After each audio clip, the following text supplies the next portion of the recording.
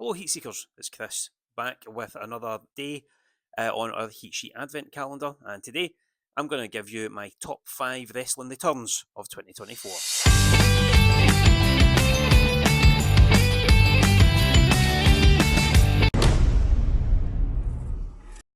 So, number one on today's list, I'm going all the way back to January for the Royal Rumble, and that was Liv Morgan coming back from an extended time out where she got arrested for cannabis possession, and she was just out dealing with a couple other things.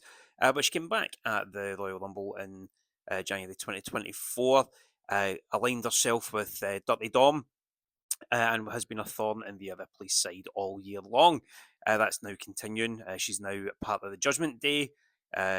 She's ousted Rhea Ripley from that. She's also Women's World Champion as well on Raw.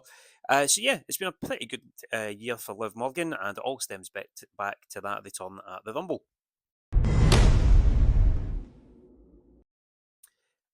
For number two, I was racking my brains and trying to think what the best return in AEW was this year. Now I know they've had a lot of debuts and a lot of retirements as well, but there's been very few people that have come back to the company and made an impact. So the only one that I could really think of was Adam Cole. Now I know that everyone's kind of been down on Cole since he's come back. He's looking very yellow. He's not looking as interesting, I suppose, as what he did before he broke his ankle in 2023. But he's coming back. He's in this storyline where he's trying to get to MJF. He won, or he's in the final of the Dynamite Dozen thing. So he's going to fight Kyle O'Reilly this week on Dynamite, I think it is, so that he can. Oh no, yeah, whatever the way it is, he's basically working his path back to fighting MJF, who's been away filming Happy Gilmore 2.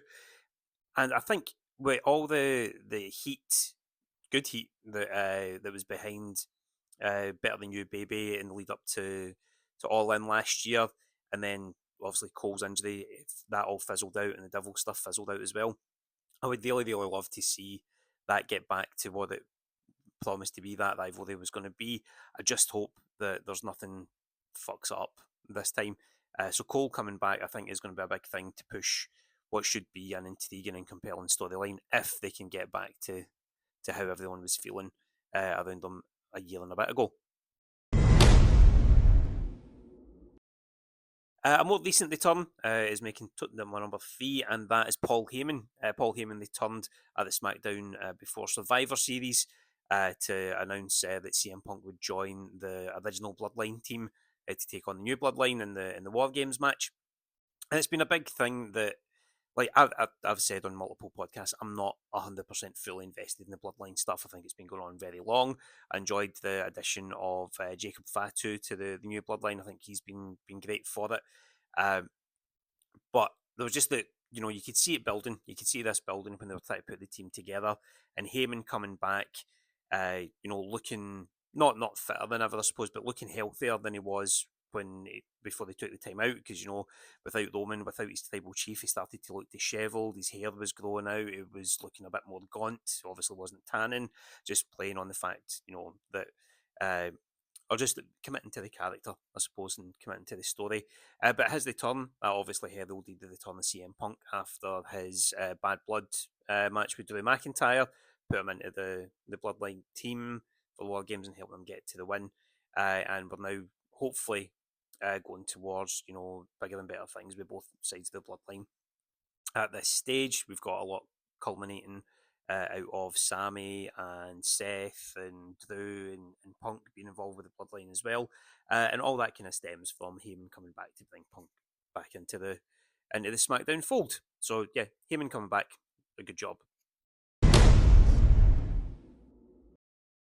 Of course, with that Heyman return, that was all to help the OTC, the original Tribal Chief Roman Reigns, who returned with his brand new merch at SummerSlam. And again, it's reignited this whole Bloodline stuff. We've got Jay back, we've got Jimmy back on side, Sammy's back in the fold as well, and Roman is trying to reclaim that head of the table mantle from Solo.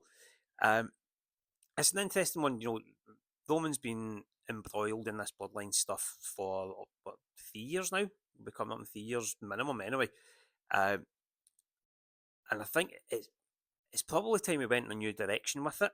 You know, when he came back during COVID times after his time away due to his illness, and he was taking back, no shirt, new teeth, and everything. I was like, that's the guy. He's the guy, and he's continued that.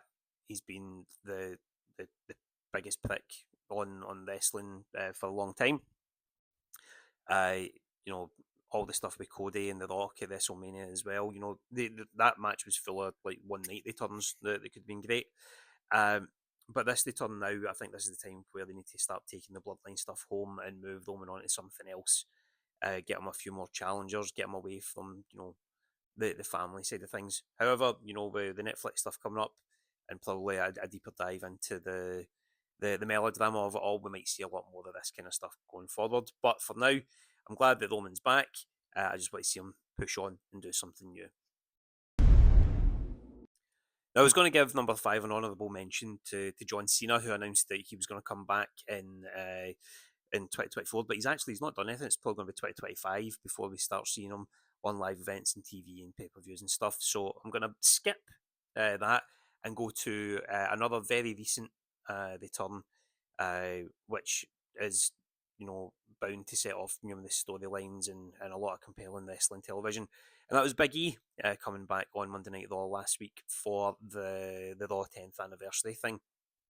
And going into it, I had read his Players Tribune article where they talked about, his upbringing, his depression from a young age, all his injuries as an American footballer.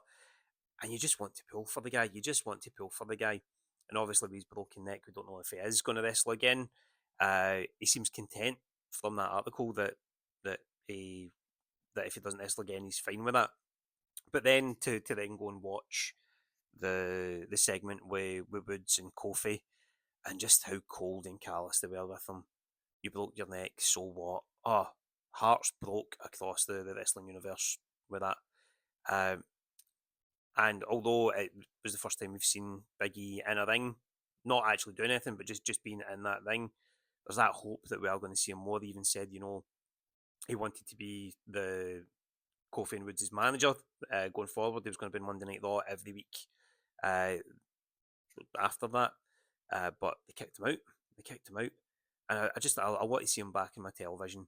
I think if we can get more of him on TV as a character as opposed to behind the desk, it'll be great. And if that is going to lead to a 2025 comeback where he is fit enough to wrestle and give Woods and Kofi their comeuppance, I think that's going to be an amazing run of television and storylines, especially for the Netflix era. Cheers.